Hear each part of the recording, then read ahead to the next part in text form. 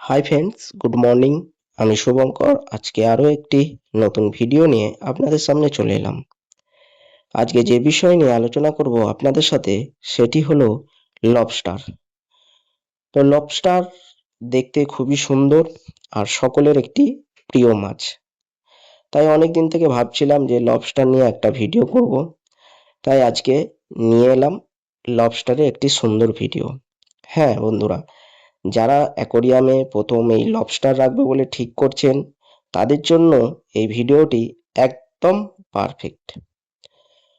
তো বন্ধুরা, লবস্টার রাখতে গেলে আপনাদেরকে ট্যাঙ্ক সেট আপ কীরকম করতে হবে, লবস্টারকে কি খেতে দেবেন, লবস্টারের কিভাবে যত্ন নেবেন, সব কিছু এই ভিডিওর মধ্যে আপনারা পেয়ে যাবেন। যদি আমার এই ভিডিওটি আপনাদের ভালো লাগে অবশ্যই কমেন্টে জানাবেন আর অবশ্যই একটা লাইক করে দেবেন।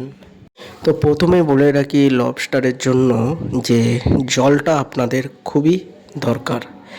আপনাকে অ্যাকোরিয়ামে জলটা 3 থেকে 4 দিন ধরে রেখে দিতে হবে। তারপরে কিছু স্টোন দিলে খুবই ভালো হয়, আর কিছু মাটির ভাঁড় দিয়ে আপনারা ওদেরকে যাতে লুকাতে পারে সেই রকম লুকানোর জায়গা ওদেরকে করে দিতে হবে। আর একটা স্পঞ্জ ফিল্টার আপনাকে অবশ্যই দিতে হবে। আর আপনাকে 22 থেকে 26 পিএইচডি লেভেল আপনাকে জলটা রাখতে হবে, ভালো হয় রাখলে। আর অ্যাকোরিয়ামের চারিদিকে একটু অ্যাকোরিয়ামের যে গাছগুলো পাওয়া যায় সেই গাছগুলো দিয়ে একটু ভালো করে অ্যাকোরিয়ামটা সেট আপ করে দিতে হবে। দিলে কি হয়, এরা খুব ভালোভাবে লুকানোর জায়গাটা পায়। আর এইবারে বলি এদেরকে কি খেতে দেবেন। আপনারা এদেরকে টেট্টা বিটস বা গাজর, শসা এইগুলো দিতে পারেন। আর ছোট ছোট চিংড়ি মাছ আপনারা দিতে পারেন, খুবই ভালো হয়, খুবই আনন্দের সাথে এরা খায়। আর যেটা অবশ্যই আপনাকে দেখতে হবে সেটা হলো লবস্টার মাসে মাসে ওদের শরীরের খোলসটা ত্যাগ করে। তো তখন ওদের শরীরটা খুব নমনীয় হয়ে যায়। তাই ওদের লুকানোর জায়গাটা আপনাকে খুব ভালো করেই করে দিতে হবে।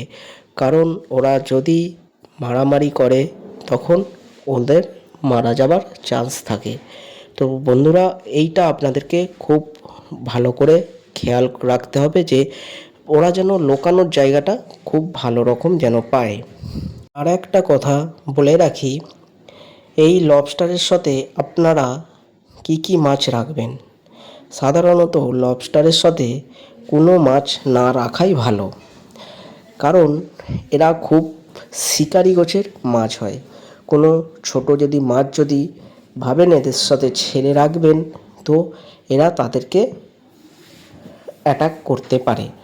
তো তাই বলবো বন্ধুরা, আপনারা লবস্টারের সাথে লবস্টারই রাখুন, আদার্স আর কোনো মাছ রাখবেন না, তাতে আপনাদের ক্ষতি হতে পারে। লবস্টারের আর একটা খুব বাজে দিক হলো, যেটা আমার মনে হয়, লবস্টারকে সবসময় অ্যাকোরিয়ামটা একটু উঁচু করে রাখবেন।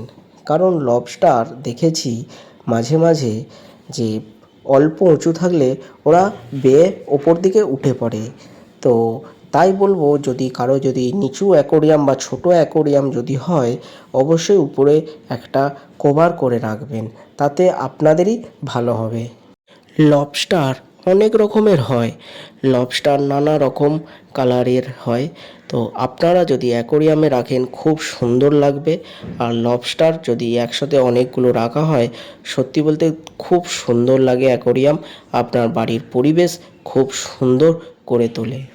আর যারা লবস্টার রাখবে বলে ভাবছেন, তারা এই সব নিয়মগুলো একটু মেনে চললে আপনাদের আশা করছি আর কোনো প্রবলেম হবে না।